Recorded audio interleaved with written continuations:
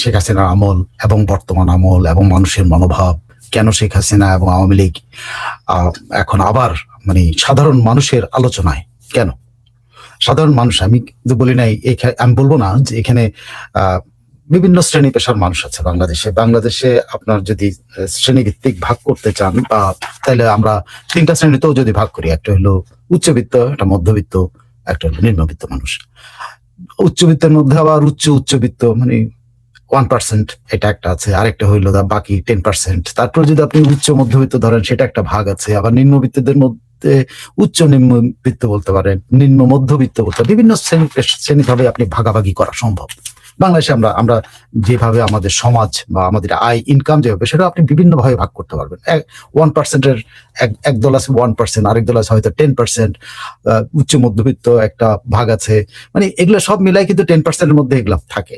আর নিচের দিকে ধরেন আরো 40% যেটা আছে উচ্চ মধ্যবিত্তের মধ্যে যদি আপনি ধরেন। আর বাংলাদেশে এখন তো অবস্থা এমন পর্যায়ে গিয়ে পৌঁছেছে, এখন নিম্নবিত্ত হলো এখন সবচাইতে ধরেন এখন 50-60% মানুষ এখন নিম্নবিত্তের পর্যায়ে চলে গেছে, যেখানে ধরেন দারিদ্র্যের হার 18% থেকে শুরু থেকে এখন জাম্প করেছে টুয়ার্ডস 46% কাছাকাছি চলে যাচ্ছে। তো এই যে একটা সামাজিক এবং আমাদের যে আর্থিক যে অবস্থা তৈরি হয়েছে গত 2 বছরে, সেইটার মূল্যায়নে কেন মানুষের কাছে এখন আবার শেখ হাসিনা প্রাসঙ্গিক হয়ে গেছে, আমি এই অ্যানালিসিসটা করবো। আমি কিছু স্ট্যাটিস্টিক আপনাদের সামনে তুলে ধরবো। এটা কিছু গবেষণা সংস্থা বিভিন্ন জায়গা থেকে মানুষের অবস্থাটা কি সেই স্ট্যাটিস্টিক্স এবং সেই স্ট্যাটিস্টিক্স গুলো কিভাবে মানুষকে তার অতীত মনে করিয়ে দিচ্ছে, শেখ হাসিনার আমলটা মনে করে দিচ্ছে, কিভাবে মানুষের কথাগুলো বলছে এখন যখন এই ইয়েগুলো করা হয়, জরিপগুলো, যেই সব জরিপগুলো, যেমন ধরেন বাসা ভাড়া বৃদ্ধির জরিপের কথা আমি কিছু আপনার বলবো, দ্রব্যমূল্যের জরিপের কথা আমি কিছু বলবো, যেটা মানুষকে সাধারণ মানুষ, আমি যেটা বলছি সাধারণ মানুষ, যদি আমি যেটা বলছি শ্রেণীভিত্তিক যদি হিসাব, সাধারণ মানুষ যদি সেই সাধারণ মানুষের কোন জায়গায় মানুষের এফেক্টেড হচ্ছে, সেই জায়গাগুলো যে এখনকার যে তথ্যগুলো স্ট্যাটিস্টিক্স গুলো পাওয়া যাচ্ছে, সেগুলো দিয়ে আমি বিশ্লেষণ করব। আমি এখানে মোটেও বাংলাদেশের যে সুবিধাবাদী একটা যে শ্রেণী আছে, সে সুবিধাবাদী বা সুযোগ সন্ধানীদের নিয়ে আমি কথা বলতে চাই না। সুযোগ সন্ধানীরা অলওয়েজ সুযোগ সন্ধানী বা চোর বাটপার, এদেরকে নিয়ে কথা, আমি সাধারণ মানুষ নিয়ে কথা, যে সাধারণ মানুষ গত 2 বছরে কিভাবে এফেক্টেড হয়েছে সেটার একটা চিত্র তুলে ধরবে, এবং সেই সাধারণ মানুষের কাছে কেন আগের আমলটা এত ভালো লাগতে, এখন ভালো মনে হয়, কেন মানুষ এখন এই সাধারণ মানুষের মধ্যে, কেন অনেক মানুষ এখন মনে করেন যে এই আন্দোলনটা ভুল ছিল, কেন এখন সাধারণ মানুষ মনে করে যে শেখ হাসিনা গভর্নমেন্টকে হটানোটাই একটা ভুল পথে বাংলাদেশকে পরিচালিত করা হয়েছে, কেন সাধারণ মানুষ এই ধারার সাথে, যে এই মনোভাবের সাথে যারা এখন মনোভাব পোষণ করেন যে না ইউনূস তাদেরকে কেন হেইট করেন। এই কথাগুলো আপনি কেন শেখ হাসিনা এবং কেন আওয়ামী লীগ মুখে মুখে, এটা শুধুমাত্র যে শেখ হাসিনার ঘোষণা, শেখ হাসিনা আসতেছেন শুধু রাজনৈতিক পরে, আমি শুধু রাজনৈতিক মনোভাবাপন্ন মানুষের কথা এখানে তুলে ধরবো। কারণ আমাদের দেশে মানুষ রাজনীতি, মানুষ ভোটের সময় ভোট দেয়, কিন্তু মানুষ কি সারাক্ষণ রাজনীতি করে নাকি সারাক্ষণ নিজের জীবন জীবিকা নির্বাহের জন্য কাজ করে? বেশিরভাগ বাংলাদেশের যদি আপনি উচ্চ মধ্যবিত্ত সব বৃত্তের মানুষ, কিন্তু জীবন জীবিকা কিন্তু একটা মাস্ট। উচ্চবিত্তের হয়তো জীবনের প্রতিদিনের আয় ইনকামের জন্য চেষ্টা করতে হয় না, কিন্তু নিম্নবিত্ত, নিম্ন মধ্যবিত্ত এবং ইভেন মধ্যবিত্তকে কিন্তু তার জীবন জীবিকা নিয়ে যায়, তার সন্তানের স্কুলের খরচ মেনটেন করতে হয়, সন্তানের যাতায়াতের খরচ মেনটেন, সন্তানের খাবারের মেনটেন করে সুষম খাবারের কথা চিন্তা করতে হয়, নিজের যাতায়াতের কথা চিন্তা করতে হয়, নিজের পরিবারের যাতায়াতের, আদার দেন উৎসব পার্বণ, এগুলো অন্য জিনিস। সেটা খুব রেয়ার মানুষ এখন উচ্চ মধ্যবিত্তরা হয়তো উৎসব পার্বণ করতে পারছেন, নিম্নবিত্ত মানুষটা পাচ্ছেন। সেই সাধারণ মানুষ, যে মানুষগুলো আপনার রেস্টুরেন্টে একটা চা খাওয়ার সময়, আড্ডার সময় নিজেদের অতীতের কথা মনে করে, যে মানুষগুলো একটা সামোচা আগে 2টা সিঙ্গারা খেত, সে এখন একটা সিঙ্গারা দিয়ে তার মনে করে যে এইটাই এনাফ, এই বাকিটা তার সঞ্চয় করতে হবে পরিবারের জন্য বা আগামী দিনের খরচের জন্য। এই মানুষগুলির কথা আমি বলবো, যারা রেস্টুরেন্টে, ছোট ছোট রেস্টুরেন্টে, ছোট চায়ের আড্ডায়, ছোটখাটো গ্রামে গঞ্জে, মাঠে যেখানে এই আলোচনাগুলো হচ্ছে, এগুলো কিন্তু উঠে আসছে বিভিন্ন পত্র পত্রিকার বিভিন্ন রিপোর্টিং থেকে। আমি কিন্তু এগুলো একটা কম্পাইল করার চেষ্টা করেছি, আমি বিভিন্ন বেশ কয়েকটা সার্ভে থেকে কিছু তথ্য নেওয়ার চেষ্টা করেছি। সো আমি আপনাদের ইস্যু বুঝতে পারছি, আমি ওই সাধারণ মানুষদের কথা বলছি যারা রাজনীতি সচেতন হতে পারেন, কিন্তু রাজনীতির সাথে সরাসরি সম্পৃক্ত না। তারা জীবন জীবিকা হলো তাদের 1 নাম্বার এজেন্ডা। যাদের জীবন জীবিকা মানে নিজের জীবন জীবিকা, নিজের পরিবার থেকে পরিবারের জীবন জীবিকা যার জীবনের একমাত্র এখন কাজ, সেই মানুষগুলো কারা? সেই মানুষগুলোই বাংলাদেশে কিন্তু 60-70% মানুষ, ওই মানুষগুলো বা 80% মানুষ ওরাই। কিছু অবশ্যই এর মধ্যে রাজনীতি সচেতন মানুষ আছেন, আবার বেশিরভাগ রাজনীতি তাদেরকে মানে রাজনীতি তার মুখ্য বিষয় নয়, রাজনীতি তার পেশা নয়, রাজনীতি নিয়ে তার আলোচনার বিষয়। সেই মানুষগুলো কেন আজকে বলে রাজনীতিটা তার মাথার মধ্যে আসতেছে কেন? কেন সে একটা রেজিমকে অপছন্দ করতেছে, আগের রেজিমকে কেন সে আবার মনে করতেছে? সেই কারণগুলো আমি আপনাদেরকে তুলে ধরে, যেমন ধরেন আপনি যদি আমাদের মানে বুদ্ধিবীচিদের স্ট্যাটিস্টিক্স যদিও, তারপর তাদের স্ট্যাটিস্টিক্স যদি আপনি ধরেন, সেখান থেকে যদি শুরু করি, যে যারা রাজনীতি সচেতন বুদ্ধিজীবী, যারা সব লেখাপড়া জানে, খোঁজ খবর রাখেন, সেই মানুষগুলো কিন্তু এখন বলে এখন তো প্রবৃদ্ধি শব্দটাও হয়তো খুব ভালো বুঝে না, কিন্তু সেই মানুষগুলো বলে আগে তো প্রবৃদ্ধি 6-7% হয়েছিল, তারপর আমরা তো স্বল্প উন্নত দেশ থেকে উন্নয়নশীল হয়ে যায়, মানে এই কথাগুলো তারা বলে। যারা মানে যাদের জীবন জীবিকাটা 1 নাম্বার যারা মোটামুটি জীবনযাপন, ল্যাভিশ জীবনযাপন, তারাও কিন্তু এই কথাগুলো বলে যে না, আগে আমলে তো এই জিনিসগুলো আমাদের দেশে অ্যাচিভ হয়েছে। সেই মানুষগুলো বলে আগে আমি সম্মান পেতাম বিদেশে গেলে, যে মানুষগুলো আগে আমার পাসপোর্টের সম্মান ছিল, আমরা যেতে পারতাম বা আমরাই করেছি। যেমন ধরেন এই যে আজকেও আপনার ধরেন ওই যে বাংলাদেশে গতকাল হবে খুব সম্ভবত, যে ইটালি থেকে রোম থেকে যে ফ্লাইটটা আসলো, সে যারা স্ট্র্যান্ডেড হয়েছিল, আটকে পড়েছে, সেই মানুষগুলো যদি আপনি কথোপকথনগুলি শোনেন, সেখানে কিন্তু মানুষজন কি বলছে আমরা বাংলাদেশি বলে আমাদেরকে মেঝেতে শুতে হয়েছে, সিটের মধ্যে শুধু 48 ঘন্টা মানে 48 ঘন্টা কাটাইতে হয়েছে। তারা কানাডিয়ান পাসপোর্ট যাদের ছিল, আমেরিকান পাসপোর্ট ছিল, তাদেরকে হোটেলে নিয়ে যাওয়া হয়েছে, আমরা বাংলাদেশি পাসপোর্টটা হাওয়াতে রেখে। আগে হইলে এরকম নাও হতে পারতো। এই কথাগুলো আসে কেন? আসে হলো আগের তুলনা করে। মানুষ যখন এখন কিছু পায় না, তখন কিন্তু আগের সাথে তুলনা। বাদ দেন এইসব কথাগুলো, এইসব আমি এর হলো সুবিধাপ্রাপ্ত মানুষ। কিন্তু যদি আপনি সাধারণ মানুষের কথা আনেন এবং যারা রাজনীতি সচেতন এদের কথাও যদি আনেন, যারা সুবিধাপ্রাপ্ত ওদের কথা, কতগুলো জিনিস কিন্তু সামনে চলে আসে। স্ট্র্যাটেজি গুলো, দারিদ্র ছিল 18%, এখন এত হয়ে গেছে। আপনি সেই যে হামে শিশু মারা যাচ্ছে, সেটার এই কথাও বলা হচ্ছে শেখ হাসিনার আমলে তো এই টিকার কোনো অভাব হয় নাই। যেমন শেখ হাসিনার আমলে বলে করোনার মতো এরকম একটা মহামারীতে যিনি ঠেকিয়ে দিয়েছেন, সামান্য এই যে হামের যে কারণে শিশু মারা যাচ্ছে, এটা ঠেকাতে পারছে না। গত 2 বছর ধরে হাজার হাজার শিশু মারা যাচ্ছে, এটা ঠেকাতে পারছে না। মানুষ কিন্তু এগুলো কথাগুলো কিন্তু গ্রামে গঞ্জে সর্বত্র কিন্তু আলোচনা করে।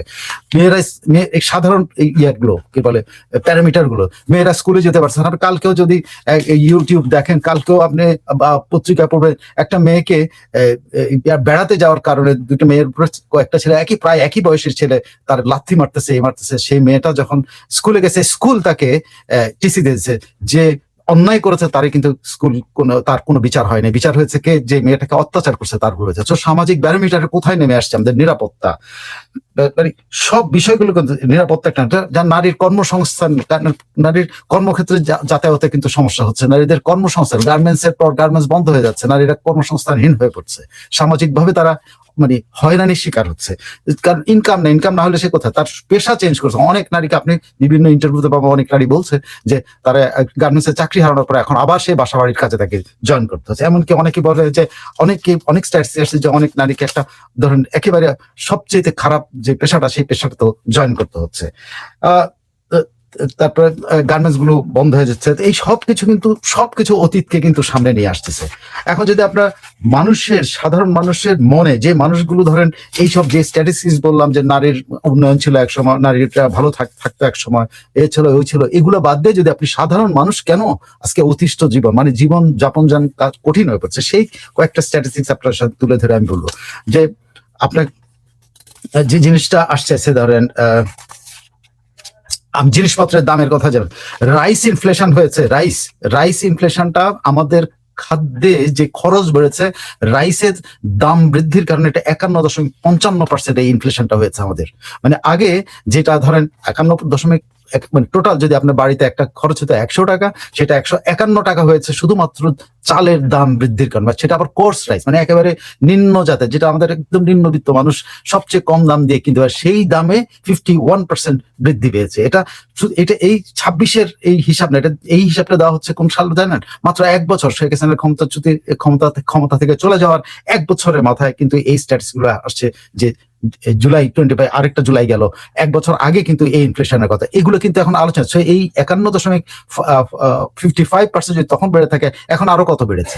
আপনার মানুষের সবচেয়ে বেশি প্রয়োজন, তার পরিবারের প্রয়োজন কি কি প্রয়োজন? ভোজ্য তেল প্রয়োজন, পেঁয়াজটা খায় আমাদের দেশের মানুষ, ইভেন ডালটা, আর অন্য কিছু বাদ দেন, সবকিছু এই কয়েকটা জিনিস তো মানুষের লাগে। একটু সামান্য ভোজ্য তেল লাগবে, সামান্য পেঁয়াজ লাগবে, সামান্য ডাল তো লাগবে। সেই ডালের দাম যেগুলো বেশিরভাগই ইম্পোর্টেড, সেগুলো তেলের দাম, যে এডিবল অয়েলের যদি হিসাব, যে স্ট্যাটিস্টিক্সটা করা আছে, এডিবল অয়েলের দাম 120 টাকা থেকে 180 টাকায় উঠে গিয়েছিল 1 বছর আগে, এখন তো আরো বেড়েছে।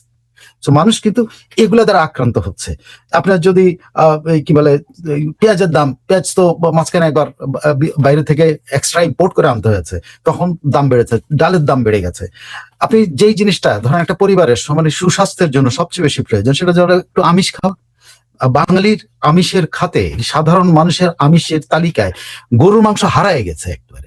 জানেন স্ট্যাটিস্টিক্স, এই ইউনুসের 1 বছর পরের এই স্ট্যাটিস্টিক্সটা বলছে যে বাঙালির অধিকাংশ মানুষ, মানে 90% এই যারা সাধারণ মানুষের খাদ্য তালিকা, আমিষের তালিকা থেকে গরু মাংস একদম হারায় গেছে। সেখানে মুরগি 1 নম্বরে এসছে, মুরগি সব 1 নম্বর, ডিম এখন 1 নম্বরে এসছে, 1 নম্বরে ডিম এসছে। ডিম বলা, স্ট্যাটিস্টিক্স বলছে যে ডিম মানুষের আমিষ যোগানের তালিকায় 1 নম্বরে পরিণত হয়েছে। আগে মানুষ, যে সাধারণ মানুষ সপ্তাহে 2 বেলা মুরগি খেতে পারতো, সে মানুষ এখন সপ্তাহে 1 বেলা মুরগি খাইতেও কষ্ট পায়। সেই ওই বেলাগুলি তখন ডিম এখন মানে সাবস্টিটিউট হিসেবে, বা সাবস্টিটিউট রিপ্লেস করেছে ডিম। মাছের কথা বলছে, মাছের যে স্ট্যাটিস্টিক্স, মাছের স্ট্যাটিস্টিক্স, যে এত বাংলাদেশে এত মাছ উৎপাদন হচ্ছে বলা হচ্ছে, সেই মাছের দামও কিন্তু 30 to 35% বেড়ে গেছে। প্রত্যেক ধরনের মাছ, সেটা একেবারে সাধারণ মলা মাছ থেকে শুরু করে, মলা না তো কি যেন ওটা বলে, ওই যেটা রুই কাতলের যে ছোট সাইজ, যেটা যে মাছটা, এই মাছটার দাম এত বেড়েছে, যে মাছটা সবসময় আপনার রেস্টুরেন্টে সবচেয়ে কম দামে পাওয়া যায়, সেই মাছের দাম বেড়ে গেছে। তারপরে মুরগির দাম, যেটা 1 বছরে শেখ হাসিনার আমলে ছিল 180 টাকা, সেটা 1 বছর পরে এটার দাম বেড়ে দাঁড়ায় 250 কেজিতে, 250 থেকে 280 টাকায় দাঁড়িয়েছে। এখন কত আমি জানি না, হয়তো এদিক সেদিক হয়েছে কিনা।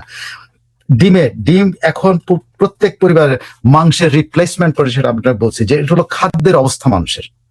রাইস বললাম, এডিবল অয়েল বললাম, মানে যেটা পেঁয়াজ, এইটা সেটা, ডাল এবং আমিষের যোগান, বেশিরভাগ বলা হচ্ছে এটা একটু নিম্ন মধ্যবিত্ত পরিবারের উপরে এই স্ট্যাটিস্টিক্স। কিন্তু নিম্নবিত্তের ব্যাপারে আসে গেছে, বেশিরভাগ মানুষ এখন বেশিরভাগ মানুষ অ্যারাউন্ড 35% to 36% বলছে তারা মুরগির চেহারাও দেখে না, বা গরু মাংস তো দূরের কথা, হয়তো 2 মাসে একবার যদি মুরগি। এমনকি এইসব স্ট্যাটিস্টিক্স আসছে, মানুষ এখন বাজারে যে মুরগি করে বিক্রি করা হয়, বিভিন্ন গ্রামে এখন মুরগি টুকরা করে ভাগা করে বিক্রি, মুরগি ভাগা শুরু হয়েছে। আগে আমরা দেখতাম যে গরুর মাংসের ভাগা, এখন নাকি মুরগিরও ভাগা বিক্রি হয়। মুরগির ঠ্যাং নাকি আলাদা বিক্রি হচ্ছে, মুরগির পাখনা আলাদা বিক্রি হচ্ছে, মুরগির অন্যান্য পার্টস গুলি আলাদা বিক্রি হচ্ছে।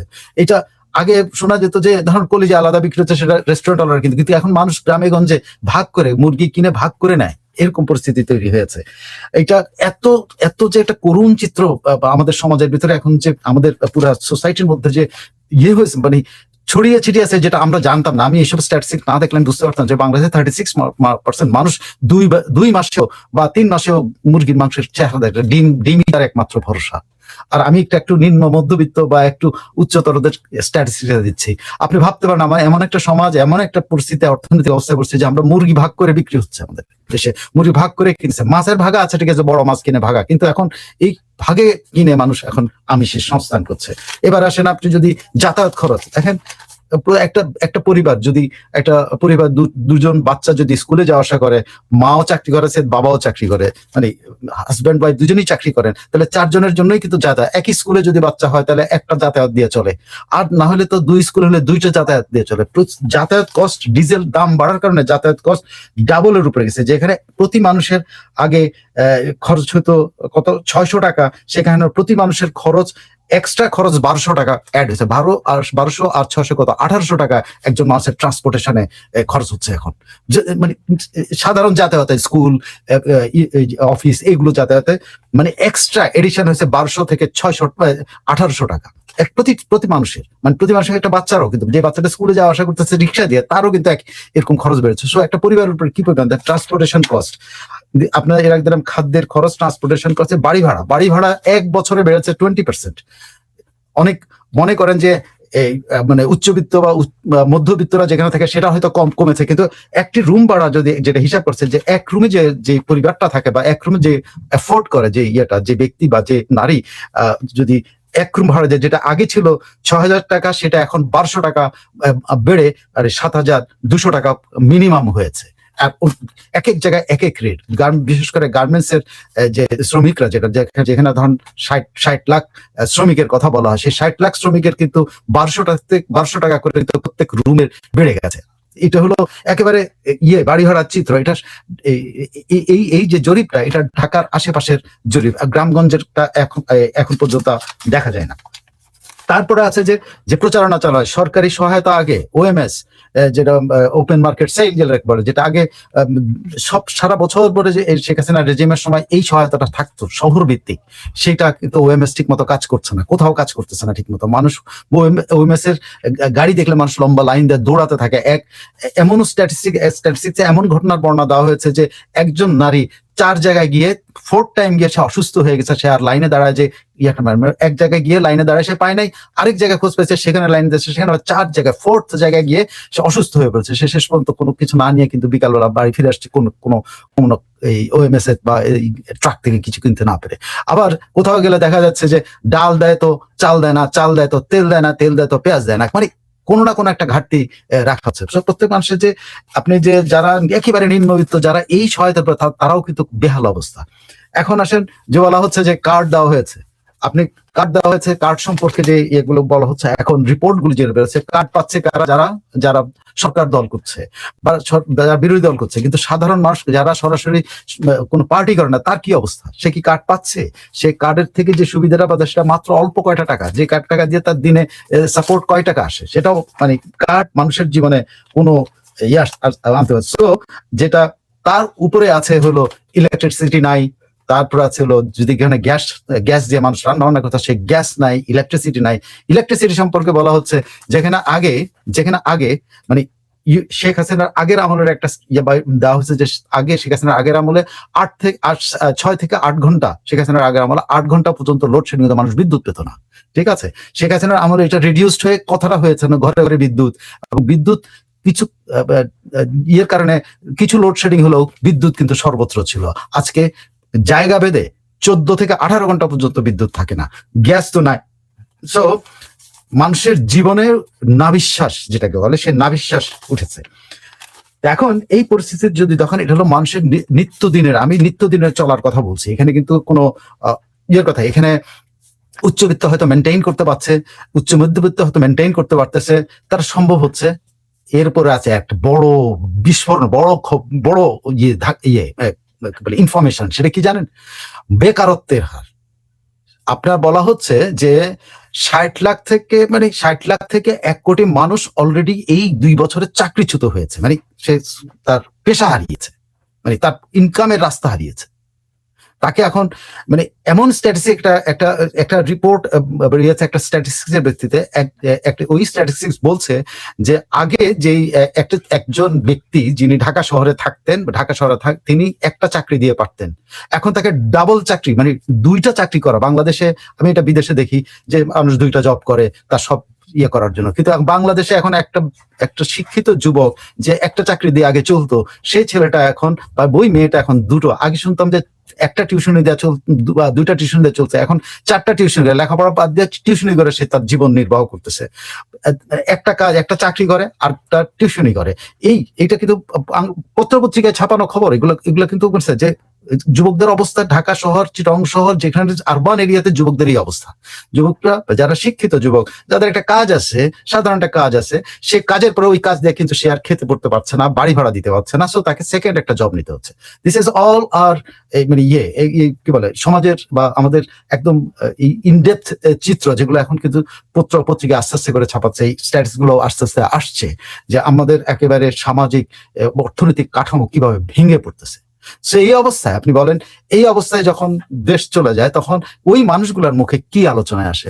প্রত্যেকটা জায়গায় আপনি একটা চায়ের দোকানে বলেন, একটা গ্রামে গঞ্জের আড্ডায় বলেন, একটা নিজের ছোট রেস্টুরেন্টে বসে খাচ্ছে বলেন, যে একটু দরিদ্র যে রেস্টুরেন্ট বা যে রাস্তার পাশে চা খাচ্ছে, সব জায়গায় কিন্তু এখন রাজনীতি, মানে আগে আমরা ভালো ছিলাম। ইউনূসকে বলা হতো যে উনি বাংলাদেশ উদ্ধার করবেন, যিনি বলছিলেন যে তিনি তার কাছে খালি দরখাস্ত আসতেছে বিদেশ থেকে চাকরির জন্য, সেই মানুষ চাকরি পাচ্ছে না। মানুষের দেশে চাকরি নাই, বিদেশ তো পরের বিষয়, দেশে চাকরি নাই। ইন্ডাস্ট্রির পর ইন্ডাস্ট্রি বন্ধ হয়েছে, ইন্ডাস্ট্রি জ্বালিয়ে দেওয়া হচ্ছে, সেসব ইন্ডাস্ট্রি খোলে নাই এখন পর্যন্ত। মানে আমাদের এশিয়াতে অন্যতম বৃহৎ আমাদের কি বলে চাকার টায়ারের যে ইন্ডাস্ট্রিটা ছিল, সেখানে কিন্তু 200 মানুষ মারা গেছে, সেই মানুষগুলো, সেইটার কোনো বিচার এখন পর্যন্ত হয় না। মানুষ কিন্তু অতিষ্ঠ হয়েই কিন্তু শেখ হাসিনা এখন সবচেয়ে বেশি আলোচিত ব্যক্তি, এবং আওয়ামী লীগ সবচেয়ে আলোচিত নাম, এবং আওয়ামী লীগ আমলটা কিন্তু মানুষ এখন স্মরণ করা শুরু করেছে। এটা আমি এই মানে আপনারা যখন থাম্বনেইলটা দেখেছেন তখন হয়তো মনে করেছেন যে আমরা শেখ হাসিনা ফিরে আসছে, এরকম কোন, আমি এটা শেখ হাসিনা ফিরে আসার, বাংলাদেশ ফেরত, শেখ হাসিনা মানুষের মনে মনে ফিরেছেন। তারা মানুষ মনে মনে তাকে, মানে বিশেষ করে দরিদ্র মানুষ মনে মনে স্মরণ করে না, শুধু তার মনে করে যে তারা ওই সময় ভালো ছিল, এবং ওই সময়টার কথা তারা স্মরণ করছে, যেভাবে শেখ হাসিনা এবং আওয়ামী লীগ মানুষের জীবনে আবার একটা বাস্তব বিষয়ের মানে মানুষ মনেই করে যে they should come, they should take over, they should understand, মানুষের মনের মধ্যে কিন্তু এখন একটা যোগতেছে।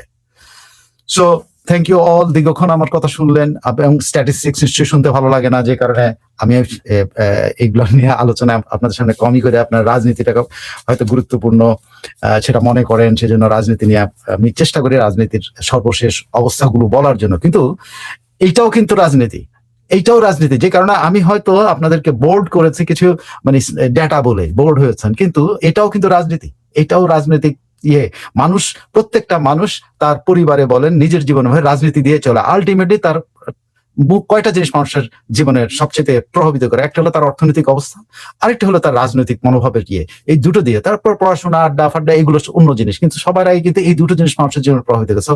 আমি এই জন্য কিছু স্ট্যাটিস্টিক্স, আমি ওই অঙ্কগুলো কম ব্যবহার করার চেষ্টা করেছি, শুধু ফাইন্ডিংস গুলো বলার চেষ্টা করেছি। যাই হোক, আপনারা দেখেছেন ধৈর্য ধরে, দীর্ঘক্ষণ ধরে তার দেখেছেন, অনেক ধন্যবাদ আপনাদেরকে। এখন আসি, দেখি আপনারা কে কি বলেছেন, আর এই সংক্রান্ত যদি কোনো মন্তব্য থাকে বা যদি কোনো কমেন্ট থাকে, প্রশ্ন থাকে, আমি প্রশ্নগুলোর উত্তর দিতে আশা করি চেষ্টা করব। তো চলুন দেখি আপনারা কে কি বলেছেন। মহসিন বলেছেন, থ্যাংক ইউ মহসিন। জয় বাংলা বলেছেন। Nurul Islam, thank you. আবার আপন Das, why can't I see your videos after the live? I don't know. After the live অবশ্যই আমার ভিডিও আমার চ্যানেলে যায় দেখতে পারবেন, নিশ্চয়ই সবাই দেখে যখন, আপনিও পারবেন, একটা চেষ্টা করুন। নুরুল ইসলাম, বিশ্লেষণগুলো অত্যন্ত, thank you so much Nurul Islam. ধর্মে কোচ, ওকে, রাতে শুয়েছেন আপনার মাধ্যমে, জি অনেক ধন্যবাদ। ভিক্টর মন্ডল, জি আমার অজানা বিষয় জানতে, থ্যাংক ইউ সো মাচ। হাসাব, thanks so much. Sheikh Hasina আসবে, বাংলাদেশ স্বস্তি পাবে, বাংলাদেশের মানুষ স্বস্তি পাবে, এমডি রৌফ বলেছেন। ইরসা IRS একাডেমি বলছেন, সব হারানো যারাই জ্বলছে মানুষ, দেশটা ধ্বংসের উপরে দাঁড়িয়ে। তারপরে বলছেন সব ধানমন্ডি 32, ঘরে খাবার নাই, বাইরে কর্ম নাই, স্কুল কলেজে পড়াশোনা নাই, বাজারে যাওয়ার টাকা নাই, শুধু নাই।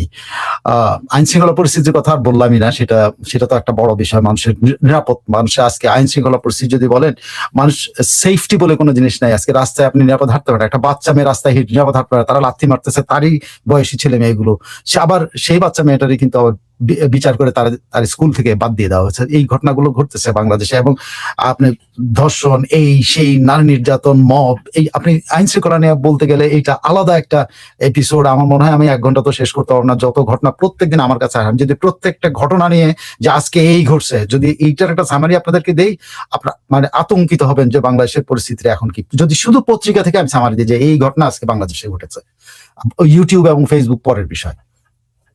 মাহবুর রহমান, মঈন আহমেদ আওয়ামী লীগকে চোর বাটপার সুবিধাবাদের অন্যতম একজন হলো রাশিক রহমান। এই লোক আবার সাকা চৌধুরীর আত্মীয়। বর্তমান রাশিক রহমান মেঘনা ব্যাংকের চেয়ারম্যান। আওয়ামী লীগের পদোন্নতায় এই ব্যাংকের লাইসেন্স পেয়েছে। মাহবুবুর রহমান, আপনার থ্যাংক ইউ সো মাচ। আপনার কথা শুনে একটু একটু করে বিশ্বাস করছে সাধারণ মানুষ যে শেখ হাসিনার বিকল্প নাই। এই সাধারণ মানুষ নিজের মতো করে ভাবছে, এটা আমার কথা না। মারিয়া ওবায়েদ, দেশ এতটাই আওয়ামী লীগময়, শেখ হাসিনাময় হোক, যেন জামাত মহল ছাড়া বাকি পুরো দেশ আওয়ামী লীগ হয়ে যায়, স্বাধীনতার পক্ষে হয়ে যায়। সোনার Bangla, thank you so much. সোনার বাংলা, থ্যাংক ইউ। জয় বাংলা, জয় বঙ্গবন্ধু বলছেন আদ্রিতা রহমান।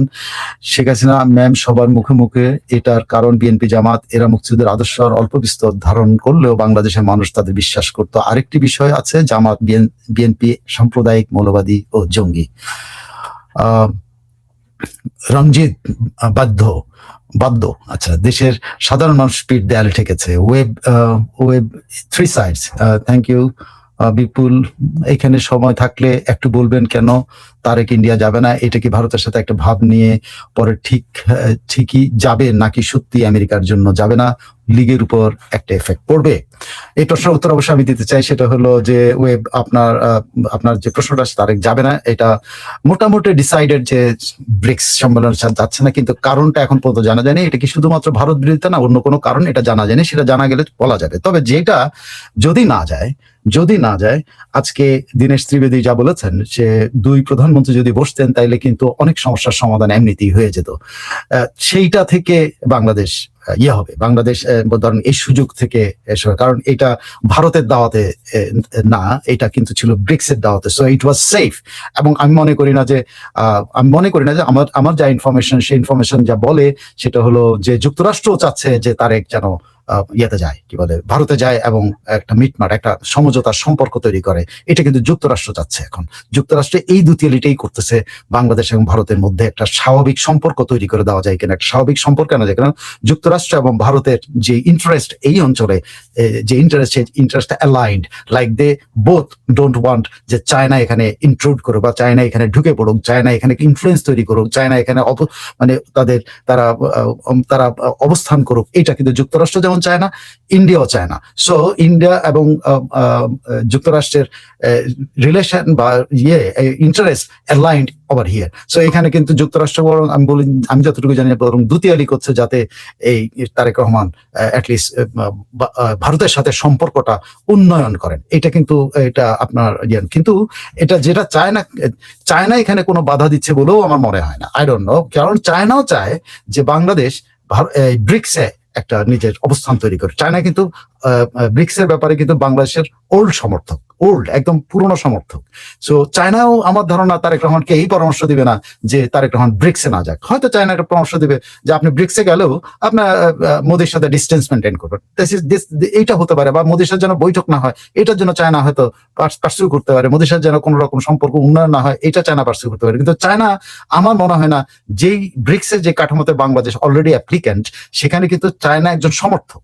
সো চায়না কখনোই চাইবে না বাংলাদেশ ব্রিক্স থেকে দূরে সরুক। সো এটা ব্রিক্সের ব্যাপারে আমার মনে হয় চায়না বাধা আছে। এখানে কিন্তু চায়নাও বাধা না, যুক্তরাষ্ট্রও বাধা না, বাধাটা বাংলাদেশে। যতটুকু যদি উনি না যান, বাধাটা হলো বাংলাদেশের রাজনীতি। মানে উনি গেলে ওনার সমর্থকরা কিভাবে নেবেন এটা উনি বুঝে উঠতে পারছেন না। উনি গেলে জামাত এনসিপি কিভাবে নেবে এটা, তখন কিন্তু আবার রব উঠে কিনা অ্যান্টি ভারত একটা দেখা গেল যে ওয়েব শুরু হয়ে গেলো, যেটা উনি দিল্লিতে গিয়া উনি বিব্রত হইলেন। যেন আপনি ধরেন বাংলাদেশে হরতাল রেখে দিল, বা বাংলাদেশে একটা এমন ঘটনা ঘটানো হইলো ভারত বিরোধী, যেটা তারেক রহমান দিল্লিতে গিয়ে বেকায়দায় পড়লেন। এই ঘটনাগুলো ঘটে কিনা, এইগুলোর ব্যাপারে উনি বা দলীয় ফোরামে উনি জিনিসটা হয়তো মানে খাওয়াইতে পাচ্ছেন কিনা যে ওনার যাওয়া উচিত, বা ওনার নিজের আগ্রহ আছে কিনা যাওয়ার, ওনার নিজের আগ্রহ আছে কিনা ভারতের সাথে সম্পর্ক, এগুলো এইসবের উপর নির্ভরশীল। পুরোটাই কিন্তু বাংলাদেশ। কোনোভাবে চায় না এখানে বাংলাদেশকে বাধা দিবে না ব্রিক্সে যাওয়া নিয়ে। ভারত তো চাচ্ছে উনি যাক এবং ওনার সাথে একটা কথা বলুক। যুক্তরাষ্ট্র বরং এইটাই চাচ্ছে যে উনি ব্রিক্সে যাক এবং অ্যান্টি চায়না অবস্থান নেই, যুক্তরাষ্ট্র এটা চায়, এটাই পার্সু করতেছে। সার্গিও গোর কিন্তু এই কথাগুলো বলতে আসছেন যে ভারতের সাথে অ্যালাইনমেন্টে যাও, মানে চায়নাকে বাদ দাও। সার্গিও গোরের মিশনের 1 নম্বর উদ্দেশ্য ছিল এটা। ব্রেন্ট ক্রিস্টেনসেনের এক নম্বর মিশন বাংলাদেশের, ব্রেন্ট ক্রিস্টেনসেনের, সেটা হলো বাংলাদেশকে চায়না প্রভাব থেকে বের কর, বাংলাদেশ যেন চায়না থেকে প্লেন না কিনা, বাংলাদেশ যেন চায়না থেকে এটা না করে, বাংলাদেশের চায়না ইনভেস্টমেন্ট কম আসে, বাংলাদেশ যেন তিস্তা প্রকল্পে না আসে, এগুলো কিন্তু ওদের চাওয়া। সো এখানে যুক্তরাষ্ট্র এবং ভারতের ইন্টারেস্টটা অ্যালাইন্ড, সো ওরা বাধা দিচ্ছে না। তো আমার মনে হয় আমি আপনাকে এটুকু দিতে পারলাম insight, this are simple insights. হ্যাঁ, সো থ্যাংক ইউ। ধানমন্ডি 32, ইতালির এয়ারপোর্টে বাঙালি মেঝেতে শুয়ে থাকার ছবিটি ফেসবুকে দেখে খুব খারাপ লেগেছে, কিন্তু কি করতে পারবো আমরা, রাইট? এবার এটা তো ওরাই বলছে আমাদের পাসপোর্টের যে হাল, আমাদের জন্য তারা এয়ারপোর্ট ভিসাও জোগাড় করতে পারে না, যে এয়ারপোর্ট ভিসাটা বা বলে কি বলে, একটা শর্ট টার্ম ভিসা যেটা বলে, কয়েক ঘন্টার জন্য যেটা দেয়, একটা সিল দিয়ে দেয় যেন হোটেলে যেতে পারে, সেটা দিতে পারেনি। ধানমন্ডি 32, ওকে ওয়েব। তারেক যদি সত্যি ইন্ডিয়া না যায়, এটা অনেকখানি ধারণা করা যে তারেক পূর্ণ মেয়াদে থাকতে পারবে না, সেটা আমি গণক না। গ্রেট ওয়েল বিবিসি মানব জমিনের শেখ হাসিনা কার্ড নিয়ে কিছু বলেন না, আমি ওটা পরে বলি, আজকে সাবজেক্টে একটু থাকি, চেষ্টা করি। আওয়ামী লীগ অচিরেই আবার ক্ষমতায় আসবে, আমি জানি আসবে, কিন্তু কথা দিন মুক্তিযুদ্ধের বিরোধী শক্তিকে অবশ্যই তৃতীয় শ্রেণীর নাগরিক করা হবে, এদের বিচার করা হবে, কথা দিন। আপনি যে আন্দোলন শুরু করেন, আমি এই আন্দোলনে যোগ দেওয়ার জন্য, আপনি আমার নেতা হবেন যদি, আমি এইটার জন্য সারা জীবন এই এক কথা বলে আসতেছি, যারাই নেতৃত্ব দেবেন আমি তার সাথে থাকবো, আপনার সাথেও থাকবো। আরো অনেকেই বলেছেন এই কথা, থ্যাংক ইউ যে আপনি এটা হার্টে বিলং করেন, যে এদের স্থান বাংলাদেশে নাই, এদেরকে বাংলাদেশে বিতাড়িত করতে হবে, না হলে এদেরকে তৃতীয় শ্রেণীর নাগরিক, চতুর্থ শ্রেণীর নাগরিক, ওরা আমাদের কাজ করে খাবে। বিশ্বাস তেলাপিয়া মিন্স কি জানি না। নুরুল ইসলাম, গরিবের আর পোলাও জুটবে না, 1 কেজি পোলাওর চাল 250। ও তেলাপিয়া বলতে বলছেন যে মাছ যেটা তেলাপিয়া, হ্যাঁ ঠিক, আমি নামগুলো বলতে পারছিলাম না, তেলাপিয়ার নামটা বলতে ভুলে গেছি আমি। হাফিজুর রহমান, আপনার মনে আছে মনে হয় এই হামিদ টিকা শেখ হাসিনা সরকার লঞ্চ ঘাট, ফেরিঘাট, বাস টার্মিনাল, গ্রামেগঞ্জে মেম্বার চেয়ারম্যানদের বাড়িতে ডেকে ডেকে মায়ের কোল থেকে বাচ্চাদেরকে এনে হামিদ টিকা দিত। জি, সেটা তো কেউ হামিদ টিকা পায় নাই, এরকম ঘটনা শেখ হাসিনার আমলে ঘটে নাই। ইলিশ মাছ আর পোলাও আর ভাগ্যে জুটবে না। ইলিশ মাছ তো আমাদের ইয়াপা কেন ইলিশাপা খেয়ে চলে গেছে, এই জন্য আর পাওয়া যাচ্ছে না। অরুণ চন্দ্র রয়, আপনি পরিবর্তনের বাতাস শুরু হয়ে গেছে। আচ্ছা, থ্যাংক ইউ। আপনি বলছিলেন চিন্ময় প্রভুকে নিয়ে একটা আলোচনা করবেন, অপেক্ষায় রইলাম। ঠিক আছে, চিন্ময় প্রভু নিয়ে আসলে আলোচনা করা, তার ব্যাপারে এইটুকু বলতে পারি, কোনো ডেভেলপমেন্ট নাই, যে জামিন হয়েছে ওইসব ইয়াতে জামিন পাওয়া না পাওয়া সমান কথা ছিল। ধানমন্ডি 32, 1 বিঘা জমিতে ধান চাষে খরচ, ও আচ্ছা ঠিক আছে, শেখ হাসিনার সময় এত টাকা খরচ। উনি বলছেন 1 বিঘা জমিতে ধান চাষে খরচ বর্তমান হাল 1200 টাকা, বীজ 400 টাকা, সার 320 টাকা, দিনমজুরি 1500 টাকা, কীটনাশক 500 টাকা। শেখ হাসিনার সময় যথাক্রমে 800, 300, 1800, 1500, 200। মানে সবজি বাজারে আগে সপ্তাহে খরচ হচ্ছে 700 টাকার কম বেশি, এখন সপ্তাহে 700 টাকায় সেই সবজির অর্ধেক কম কিনতে পারছি আমরা, চিন্তা করেন। সরি অবস্থা। Rony, thank you so much. Khairul Islam, Sheikh হাসিনার আমল ছিল স্বর্ণযুগ। সমাসামিমা, অসচেতনতার মেঘ কেটে গেছে, জেগেছে সাধারণ জনতা, চোখে রেখে বুঝে নিতে পারে কার কতটুকু সততা। পার্থক্য আর ছলনার খেলা, সহজ নয় তো আর, জেগে ওঠা এই বিশাল জাতিকে দাবানো সাধ্যকার। Thank you so much. স্বভাব কবি আমাদের সব জায়গায় ওনাকে স্বভাব কবি বলা হয়, উনি খুব সুন্দর তাৎক্ষণিক। সবাই একটা সাজেশন, আপনি যে এগুলো যেটা লিখেন নিশ্চয়ই আপনার মানে তাৎক্ষণিকভাবে মনে আসে, কিন্তু এগুলো একটু সংগ্রহ করবেন, তার মানে এগুলো হারায় যাবে, একটু সংগ্রহ রাখবেন।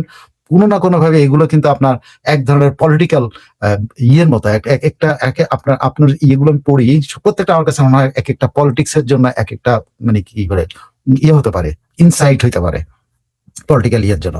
তো এগুলো সংগ্রহ করেন প্লিজ। আব্দুল কালাম আজাদ, যেমন কর্ম তেমন ফল, এই বাঙালি অনেক অন্যায় করেছে, এখন হাড়ে টের পাচ্ছে, কি হারিয়ে কি পেলাম। সময় আরেকটা লিখেছেন, নকল শাসনের মবক্রেসি আর ভয় দখলের আলো, সত্যের তোড়ে ভেঙে যাবে, সব কাটবে আঁধার কালো। মুখের ছটা, নামের খেতাব কিংবা বড় কোনো পদ, দেশপ্রেমহীন বড়াই দিয়ে কি পার পাওয়া যায় নদ। চমৎকার। নুরুল ইসলাম, অর্থনৈতিক সংকট, ব্যয় বৃদ্ধি, হাই কমে গেছে, মঙ্গা ফিরে এসছে, একবেলা খেয়ে একবেলা না খেয়ে দিন কাটাচ্ছি, দেখার কেউ নাই। রনি বলেছেন thank you so much Roni. Nur Islam thank you. আমাদের গরিবের জন্য শেখ হাসিনা ভালো ছিল। বিনয়ের ব্লগ জয় বাংলা জয় বঙ্গবন্ধু। সবাই আরো একটা কবিতা লিখছে, আপনার কবিতা দেখলে তো পড়তে ইচ্ছা করে, কি করবো, কিন্তু অনেক সময় আপনাদেরকে আটকে ফেলেছি। উন্নত দেশে যুগের পর যুগ কাটিয়ে এলো কেউ, সংকীর্ণতার প্রাচীর ভেঙে ওঠে না মনের কি ঢেউ। বাহ্যিক সাজে উন্নত হওয়া সহজ তো খুব অতি, মানসিকতায় আলো না জ্বলিলে কোথায় জাতির গতি। Okay. সব সংগ্রহ করেন প্লিজ, এগুলো প্রতিটা আপনার একটা সুন্দর সুন্দর ইয়ে হতে পারে, যে পলিটিক্যাল এই কিংবা কি বলে প্রত্যেকটার উপরে একটা পলিটিক্যাল এপিসোড করা যেতে পারে, 5 মিনিট 4 মিনিটের করে আপনি নিজেই আলোচনা করে এটা করতে পারেন আপনার আইডিয়া গুলো দিয়ে। রেইন রানা ইন্টারন্যাশনাল, আচ্ছা রানা ইন্টারন্যাশনাল দাদা, আমি আপনার থ্যাংক ইউ সো মাচ। আপনি আমাদের দেশ কি দুর্ভিক্ষ হবে, আমি এটা এখন কিভাবে বলবো ভাই। ধানমন্ডি 32 খাম্বা ভাইয়া তো বললো জ্বালানি কোনো বিভ্রান্ত না হওয়ার জন্য। হ্যাঁ, জ্বালানি বিভ্রান্ত হবে না, জ্বালানি পাওয়া যাবে না আর কি, বিভ্রান্ত না হতে বলছে যে জ্বালানি আর পাওয়া যাবে না, এই নিয়ে বিভ্রান্ত হবে না। তারপরে রওশন আহমেদ প্রীতিশ কুমার সোমার অনেক কবিতা দেখি, আর আজকে আর পড়তে গেলে অনেক আপনাদের সময়। সবুজ কুমার, সীমান্ত দাস, আবুল খায়ের, রওশন, অনেক অনেক কমেন্ট দেখি, অনেক কমেন্ট আছে যেটা সুরিয়া সামি, বাংলাদেশের জঙ্গি সংগঠনের হাত থেকে বাঁচতে শেখ হাসিনা ফিরে আসবে ইনশাল্লাহ। দন্তনো জয় বাংলা বলছেন, খুশি এন্টারপ্রাইজ মাথার চুল বিক্রি করে ঘর ভাড়া দিচ্ছে, দেশ কোন পর্যায়ে নেমেছে, মানুষ হাহাকার। হ্যাঁ, একটা ঘটনা পড়েছে, ক্ষুধার্ত হিংস্র জীব জানোয়ারের মতো একে অপরের প্রতি আক্রমণ করছে, হাঁড়িতে চাউল নেই, উনুনে এখন আর আগুন জ্বলে না। রওশন আহমেদ, শেখ হাসিনা ফিরে আসার কথা শোনার পর থেকেই বিএনপি, জামাত, এনসিপি ও সুদখোর ডেভিল এনুসগঙ্গের কাপড় নষ্ট। আবরার, রোনাল্ডো নাকি Messi. Okay, Khairul Bashar, thank you so much. Simanta Das, জীবনযাত্রা ব্যয় নির্বাহ করা দিন দিন কঠিন হতে কঠিনতর হয়েছে, প্রয়োজনীয় খরচগুলোর মধ্যেও অধিকতর প্রয়োজনীয় খরচ খুঁজতে হচ্ছে। আপনাদের এত কমেন্ট খুব চমৎকার লাগে, কমেন্টগুলো যদি পড়ার সময় আপনার, আমি জানি আপনার অনেকে বিরক্ত হন, কিন্তু আমার পড়তে ভালো লাগে। আপনারা যদি আমাকে সাহস দেন তাহলে সব কমেন্ট আমি পড়বো, যদি আপনারা মানে দেখেন। সবুজ কুমার ভাই, প্রতিটি চায়ের দোকান দেশে ফেরা নিয়ে আলোচনা হচ্ছে, আমি প্রায় দেখি, এত আলোচনার আর কোনো বিষয় নাই। সবুজ কুমার, আচ্ছা ঠিক আছে। মঈন আহমেদ, গ্যাস নাই, বিদ্যুৎ নাই, দ্রব্যমূল্য বাড়ি বাড়ার ঊর্ধ্বগতি, আইন শৃঙ্খলা অবনতির, নজিরবিহীন চাঁদাবাজি, লাগাম ছাড়া দুর্নীতি, একের পর এক গার্মেন্টস কারখানা বন্ধ হয়ে যাওয়া, এগুলোর জন্য জুলাই সন্ত্রাস হয়েছে। সমসাময়িকরা আবার কবিতা লিখছেন, ইতিহাসের পাতা রক্ত ভিজিয়ে রাজনীতির এই খেলা, মিথ্যা আশার ছলনা ছড়িয়ে জমানো শকুনের মেলা, যে নামের জোরে মিছিলে নামালো, জোগালোর বুকেতে বল, সেই বিশ্বাসের বুকে এঁকে দিল প্রতারণার চওড়া তিলক। প্রীতিশ কুমার, জয় বাংলা জি, থ্যাংক ইউ ভৌমিক, প্রীতিশ কুমার ভৌমিক। সমসাময়িক আরো লিখেছেন, অনেক লিখেছেন, এগুলো সব সংগ্রহ করবেন, পারলে ভাই একসাথে একটু পাঠিয়ে দেবেন, আমি পড়তে জানা পারি, প্রতিদিন যতগুলি লেখেন একটু পাঠিয়ে দিন, আমি কপি করে নেবো না। নুর ইসলাম, ব্রিক্স সম্মেলনে তারেক রহমান না যাওয়ার কারণ, পাকিস্তান তুরস্কের মৌলবাদী যোগীদের বাধার কারণ। শেখ সজীব আহমেদ নিলয়, খাম্বার রাজনীতি শেষ হয়ে যাওয়া চিরেই আশা করেন। Doctor Panesh Thikadar, thank you so much. Dhanmondi, আবারও থ্যাংক ইউ ধানমন্ডি। আরো বলেছেন, বিএনপির ভেতরে ভারত বিরোধী গ্রুপটা বেশ শক্তিশালী, আর তারেককে ব্যর্থ প্রধানমন্ত্রী বানতে একটি গ্রুপ কাজ করছে। মারিয়া ওবায়দ, আমাদের সবারই ভোগান্তি, শাস্তি পাওয়া উচিত, দেশের এক সেক্টর আওয়ামী লীগ সরকার কাজ করেছিল, আমরা তা দেখেও মানতে পারি নাই। রফিকুল, জয় বাংলা বলছেন। ফরিদ আক্তার, জয় বাংলা বলেছেন। ফরিদ আক্তার এবং ফরিদ, একবার জয় বাংলা লিখবেন যাতে অন্যদের লেখাগুলো আমার সামনে, আপনি একবার বলুন, একবারই এনাফ। হ্যাঁ, গোবিন্দ মিত্র, তারেক ব্যর্থ হতে আওয়ামী লীগের দরকার হবে না, এটা আওয়ামী লীগের সার্থকতা, বিএনপিকে ধ্বংস করবে, তারেক তার সহযোগীরাই ধ্বংস করবে। বিডি নাদিম খান, প্রকৃত ও স্বচ্ছ আত্মপক্ষ সমর্থনের সুযোগ ব্যতিরেকে কোনো প্রত্যর্পণ চুক্তি সফলভাবে কার্যকর করা সম্ভব নয়। ফেই অথবা 5i, জুলাই জঙ্গি স্টেক হোল্ডার বা রাকি যেন আতঙ্কে আছে ভাই, সাবেক মানবাধিকার কমিশনের বাসায় যাওয়ার সুযোগ হয়েছিল, আতঙ্কিত মনে হয়েছে এই ফেজ দেখে। অরুণ চন্দ্র রয়, আলোচনা একটাই, নেত্রী আবার আসবেন, অবশ্যই আসবেন। সীমান্ত দাস, মাননীয় প্রধানমন্ত্রীর চট্টগ্রামের বাঁশখালীতে দেওয়া 100 ঘরের অবস্থা থেকে মনে হলো মুরগি পালনের জন্য ঘর দেওয়া হয়েছে। সালমা রফিক, আজকে বিদ্যুতের অবস্থা খুবই শোচনীয়, মোবাইল চার্জও দিতে পারিনি, আজকে অনেক অনুষ্ঠান দেখতে পারিনি, সরি সালমা রফিক, আমি am so sorry. Azharul Islam, জয় Bangla. July FR, love. Thank you so much, thank you everybody. আপনারা দেখেন বলেই মানে আপনাদেরটা পড়তে পারি, কারণ আপনারা যদি না থাকেন তাহলে তো পড়ে আর কিন্তু আমার পড়তে খুব ভালো লাগে। যে আমার আমার অনেক ইনসাইট হয়, আমি অনেক কিছু জানতে পারি।